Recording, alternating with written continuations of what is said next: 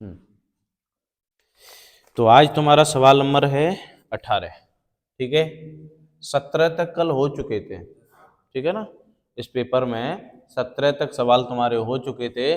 सवाल नंबर 18, एक पासे को एक बार फेंका जाता है। एक पासे में कितने पृष्ठ होते हैं? 6 पृष्ठ होते हैं। उस पासे को एक बार फेंका जाता है तो एक अभाज्य संख्या के आने की प्रायिकता है। ठीक है, तो एक पासे को हमें पता है, या लिख दो पासा। पासा कितने बार फेंका जाता है? 6 बार। 1, 2, 3, 4, 5, 6। ठीक है, इसमें देखो अभाज्य संख्या की प्रायिकता निकालनी है। ठीक है, तो यहाँ निकालनी है अभाज्य संख्या की प्रायिकता। क्या निकालनी है? अभाज्य संख्या की प्रायिकता। ठीक है, आ जाओ। अभाज्य संख्या की क्या निकालनी है? प्रायिकता निकालनी है। तो इसमें अभाज्य संख्या कितने बार है? एक।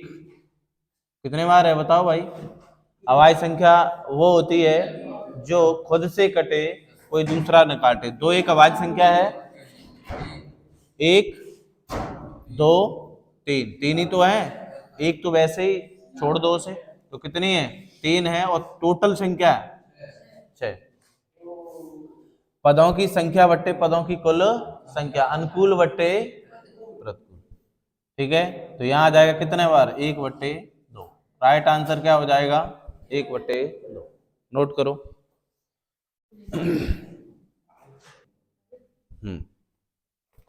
अब देखो इधर सवाल नंबर 19। इसने क्या कहा है? यदि किसी आवृत वितरण का माध्य दिया है, क्या दे रखा है अल्लाह? माध्य। क्या दे रखा है? माध्य। माध्य कितना दिया है?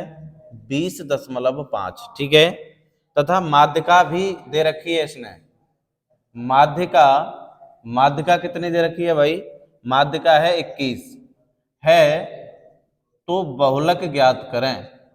तो बहुलक बराबर क्वेश्चन मार्क।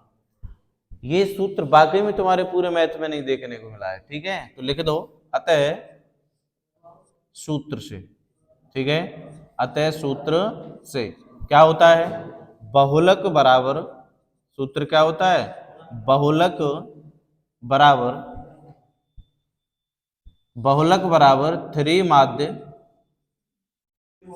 -2 माध्यिका, -2 माध्यिका। समझ गए? 3 माध्य -2 माध्यिका ये सूत्र होता है। तो बहुलक बराबर, पूरे मैथ में पढ़ा है ये? नहीं पढ़ा। 3 माध्य, तो माध्य का मान कितना है भाई? 21। नहीं, माध्य का मान है 20.5 माइनस के 2 गुणा माध्य का कितनी है? 21। ठीक है, तो बहुलक बराबर कितना आ जाएगा? बहुलक बराबर आ जाएगा तुम्हारा 5×15 इसका इसमें गुणा तो 0, 1 हासिल आ जाएगी, 3 दूनी 6। ठीक है, और यहाँ कितना आ जाएगा? 21 दूनी 42। कितना हो जाएगा? 21 दूनी 42। तो बहुलक बराबर कितना आ जाएगा फिर? बहुलक बराबर आ जाएगा तुम्हारा, घटा लेते हैं। तो इसमें से घटाएंगे तो पॉइंट, ये तो दशमलव ये आ जाएगा, यहाँ से दाई लोगे तो यहाँ कितना आ जाएगा तुम्हारा? 19.5। ठीक है, 19.5। क्या इसमें दिया है? 19.5 तो इसमें है भी नहीं है। यहाँ होगा 3 माध्यिका। क्या होगा?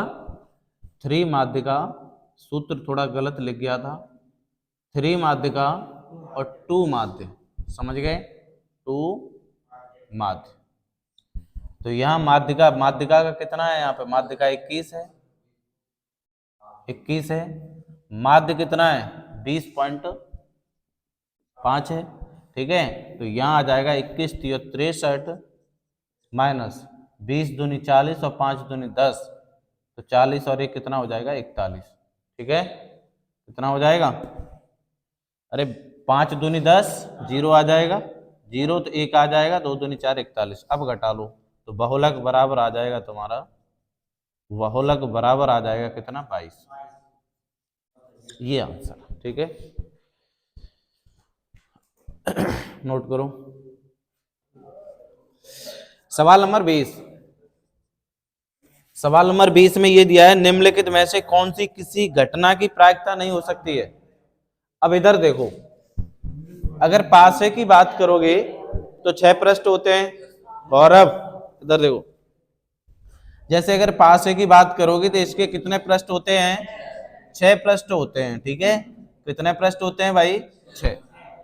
और इसने ये बोला है, जैसे ए पार्ट में क्या क्या दिया है? 4/3। क्या ये प्रायिकता है? बी में देखो, बी में क्या दिया है? 2/3 प्रायिकता है। अरे ये तो है 2/3, नहीं निकाली थी आवाज संख्या की? कितनी थी? 1/3। और इसने यही तो बोला है प्रायिकता नहीं हो सकती है। अब देखो, अभी पता पड़ेगा। एक प्रायिकता है और डी में दिया है 3/5। अब बताओ कौन सी प्रायिकता नहीं हो सकती है, कौन सी प्रायिकता है? कैसे? ज्यादा संख्या है ना? कितनी संख्या है? ज्यादा संख्या नहीं, बाकी तो ये तो सब हैं, ये तो मैं सब दिखाई दे रही हैं, क्योंकि 4 जो है, अगर अभाज्य संख्या ले लो तब भी 3 संख्याएं होती हैं, और सम संख्या की बात करो 2 4 6 तब भी 3 संख्याएं होती हैं, विषम संख्या की बात करो तब भी कितनी होती हैं? 3 संख्याएं होती हैं। और अगर तुम 1 2 3 4 4 बार अगर पासा को देखोगे तो 4 बट्टे कितने? तब तो नहीं बनेगा। 4 बट्टे तो 6 आना चाहिए था। क्या आना चाहिए था? 4/6 आना चाहिए था, क्योंकि पृष्ठ अगर 4 लेते हो तो 6 क्या है? अनुकूल बट्टे कुल संख्या, अनुकूल बट्टे कुल संख्या। तो प्रायिकता तुम्हारी क्या नहीं हो सकती है? 4/3 नहीं हो सकती है, बाकी सब बनाएंगे। ठीक है, नोट करो। देखो इधर सवाल नंबर शांत रहो। सेक्शन बी, खंड वा वर्णात्मक प्रश्न। सभी खंड हल कीजिए। पहले सवाल में जो दिया है सभी खंड हल कीजिए, उसमें ए पॉइंट में दिया है, ए पार्ट में क्या दिया है? यदि कॉट ए बराबर क्या दे रखा है? B/A है। कॉट ए बराबर B/A है तो सिद्ध करें। क्या सिद्ध करोगे भाई? सिद्ध कीजिए क्या? B सेक ए अपॉन क्या है? ए कोसेक ए बराबर 1 होता है। ठीक है, कॉट ए बराबर ये दिया है, तो तुम क्या करोगे? इसे उठा लेते हैं। टेकन LHS बराबर, ये LHS है, ये RHS है, LHS को लोगे तो RHS निकालना पड़ेगा। तो टेकन LHS बराबर, अब प्रयोग इसका करना है। ठीक है भाई, देखो कैसे प्रयोग करते हैं। तो टेकन LHS B सेक ए अपॉन आ जाएगा ए कोसेक ए। ठीक है, इसे कैसे करोगे? बी गुणा सेक को लिख सकते हैं 1/कॉस ए, अनुपात होता है इसका। और इसे लिख सकते हैं ए गुणा, यहाँ आ जाएगा 1/साइन ए। ठीक, इसका इसमें गुणा हो जाएगा, इसका इसमें हो जाएगा, तो ये आ जाएगा B/, क्या आ जाएगा? कॉस ए, और यहां से आ जाएगा A/, आ जाएगा साइन ए। ठीक है, पहले का चौथे में गुणा करेंगे, दूसरे का तीसरे में। ये अनुपात बताए थे बताओ, ये अनुपात हमने बताए थे, इसे हमें योगांतरानुपात बोलते हैं। क्या बोलते हैं? हाँ, तो यहां से आ जाएगा क्या? यहाँ आ जाएगा B गुणा साइन ए अपॉन आ जाएगा A गुणा क्या आ जाएगा? कॉस ए गुणा कॉस ए। तो यहां से B/, तो आ जाएगा A। ठीक है भाई, और ये गुणा में तो साइन अपॉन कॉस क्या होता है? tan A होता है। क्या होता है? tan A होता है tan A होता है। और तुम अगर इसे चाहो cot A जो लिखा है, इसे भी cot A में लिख सकते हो। कैसे? हमें cot A का ही तो मान चाहिए, तो B/, क्या होगा? A, और इसे cot A में लिखना है तो 1/cot A। ठीक है, इधर तो आ जाएगा B/A चल रहा है, और 1 ऊपर है, cot A का मान कितना है? B/A है। B/, तीसरा पद कहाँ पहुंचेगा? ऊपर, तो B/A, और यहाँ आ जाएगा A/B। इससे ये कट जाएगा, इससे ये कटेगा, बराबर 1 बार, और ये क्या निकल के आ गया? RHS। ये देखो दिखाई दे रहा है इसमें? अरे कहाँ दिखाई दे रहा है? यहाँ लिखो ऐसे, यहाँ लिखोगे तो क्या आ जाएगा? B/A आ जाएगा, और a अपॉन बी आ जाएगा, इससे ये कट जाएगा, इससे ये 1 आ जाएगा, और ये क्या है RHS। ठीक है 1।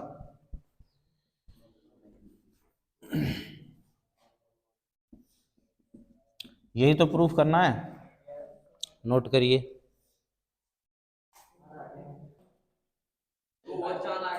सवाल नंबर पहले का बी पार्ट देखो, पहले का बी पार्ट क्या दिया है, x के किस मान के लिए, तो x बराबर क्वेश्चन मार्क, ठीक है, और समांतर श्रेणी दे रखी है उसने, क्या दिया है, श्रेणी, समांतर श्रेणी कितनी है 2x, यहां दिया है x प्लस के 8, क्या दिया है 3x प्लस के 1। तो x का मान निकालना है, बताओ भाई कैसे निकालोगे, खूब बताया है, अच्छी तरीके से हमने बताया है। यहाँ तो x का मान निकलवा रहा है, हमने तो k p a 3 मान निकलवाए थे, याद है। तो क्या करोगे, अंतर समान आना चाहिए, डिफरेंस समान आना चाहिए, तभी तो श्रेणी बनेगी।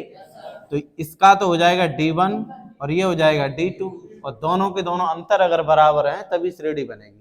ठीक है, जैसे 1 2 3 4 5, जब इनको हम लिखते हैं तो सबका अंतर समान आता है एक एक करके। तो यहां से देखो D1 जब निकालोगे तो डिफरेंस निकालते हैं तो दूसरे पद में से पहला पद घटाते हैं, तो x प्लस 8 में से पहला पद यानी 2x घटाएंगे तो D1 हो गया, ये डिफरेंस 1 बराबर तीसरे पद में से दूसरा, सेकंड में से ही तो यहां से देखो तो दूसरा ये है, पहला ये है अगर यहां से देखो तो, और वैसे तीसरे में से दूसरा घटा दो तो 3x प्लस 1, कुछ याद आ रहा है, अरे ऐसे ही तो करवाया था।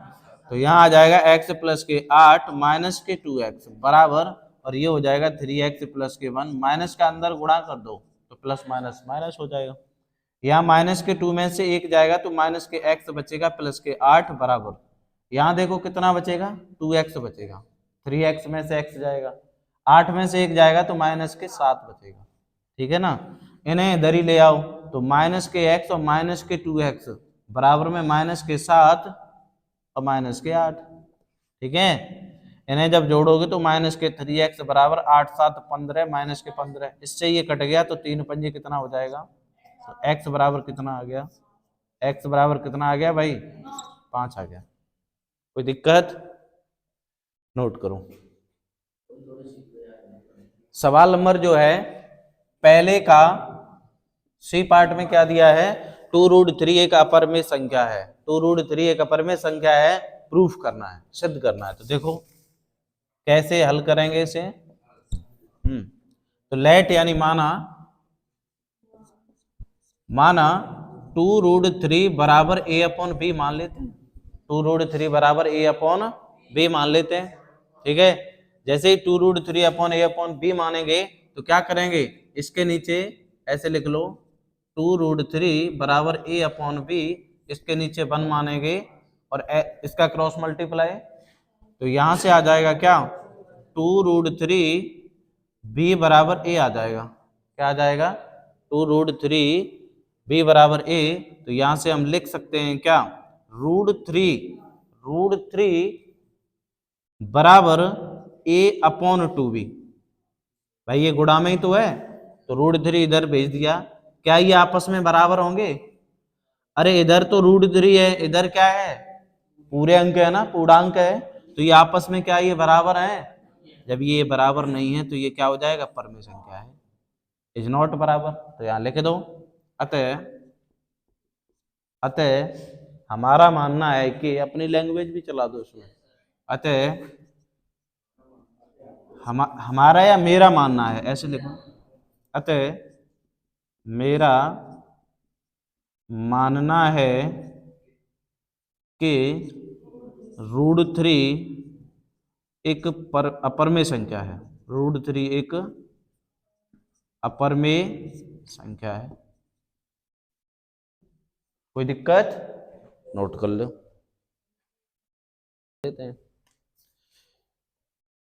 सभी खंड हल करने हैं तो पहले का डी सी करवा दिया, पहले का डी, इसने बोला एक घन का आयतन दिया है, कितना दिया है भाई, घन का आयतन, और आयतन हमेशा क्यूब में आता है, ठीक है। आयतन कितना दिया है, 729 घन सेंटीमीटर, सेंटीमीटर क्यूब, ठीक है, स्क्वायर नहीं है, क्यूब है, घन सेंटीमीटर क्यूब, ठीक है। इसका संपूर्ण पृष्ठीय क्षेत्रफल, तो संपूर्ण पृष्ठीय क्षेत्रफल ज्ञात करें। तो संपूर्ण पृष्ठीय क्षेत्रफल कब ज्ञात कर पाओगे, जब तुम्हें भुजा पता हो, ठीक है।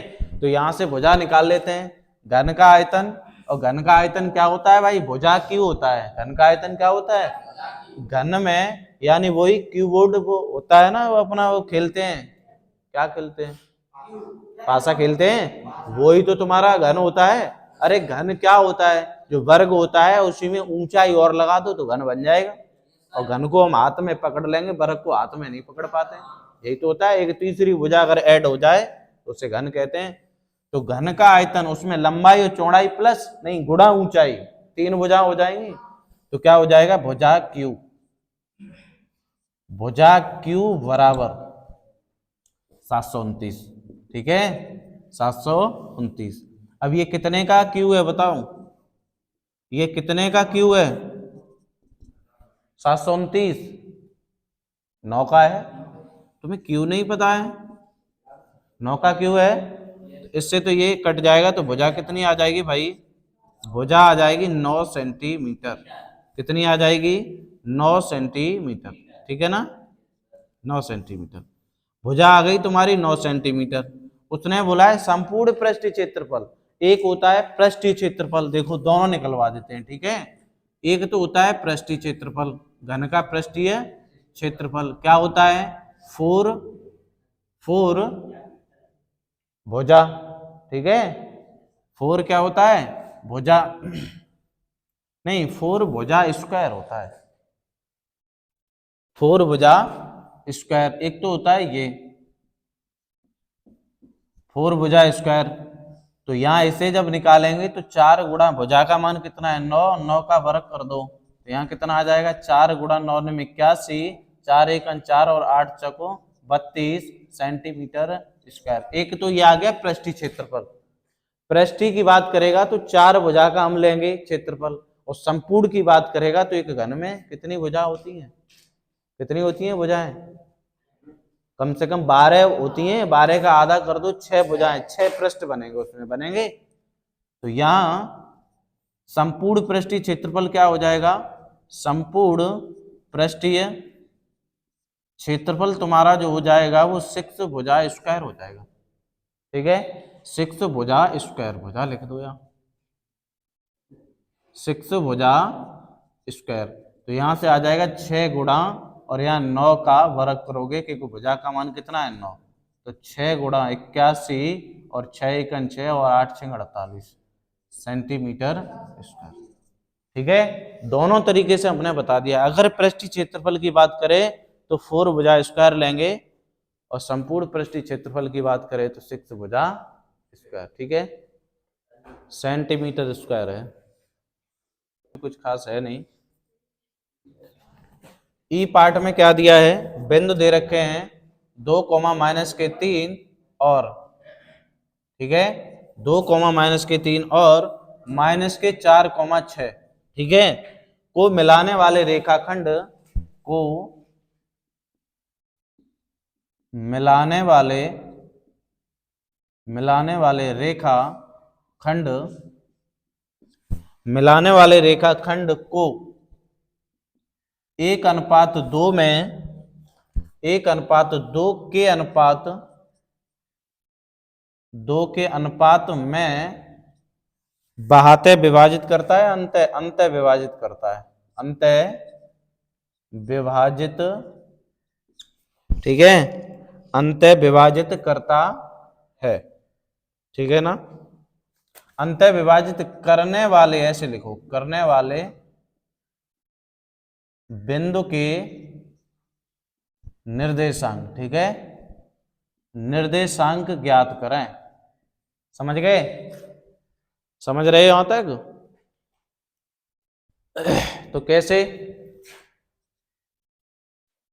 कैसे करेंगे इसे, देखो करना ऐसे, एक पॉइंट ये है और एक पॉइंट ये है ना, इसे ए मान लो और इसे बी। इसके निर्देशांक 2, -3 है और इसके कितने हैं, -6, 4 है। ठीक है, इसने बोला है को मिलाने वाले रेखाखंड को के अनुपात में अंतः विभाजित करने वाले बिंदु के निर्देशांक ज्ञात कीजिए, यानी इसे मान लो डी। किस अनुपात में, 1:2 में क्या कर रहा है, विभाजित कर रहा है। तो इसके क्या निकालने पड़ेंगे, निर्देशांक बिंदु निकालने पड़ेंगे। तो इसे मान लेते हैं x1, इसे मान लेते हैं y1 और इसे मान लेते हैं x2, y2। ठीक है, इसे मान लेते हैं x2, y2 और इसे क्या मान लेंगे, m1 और इसे मान लेंगे m। तो बाह्य विभाजित क्या बोला, अंत।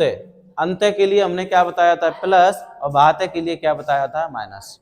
तो यहां लिखो तब अंत विभाजित। ठीक है, अंत विभाजित बराबर क्या हो जाएगा, m1 क्या हो जाएगा भाई, m1 into x2 plus m2 into x1 upon क्या आ जाएगा, m1 प्लस m2, यही बताया था।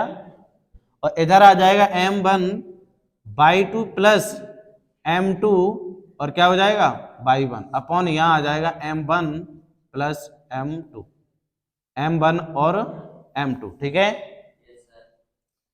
ये सूत्र था तुम्हारा। ठीक है, तो यहां से आ जाएगा बराबर m1 का मान कितना है, 1 इंटू x2 का मान कितना है भाई, -4 है, प्लस m2 का मान 2 इंटू x1 का मान कितना है, 2।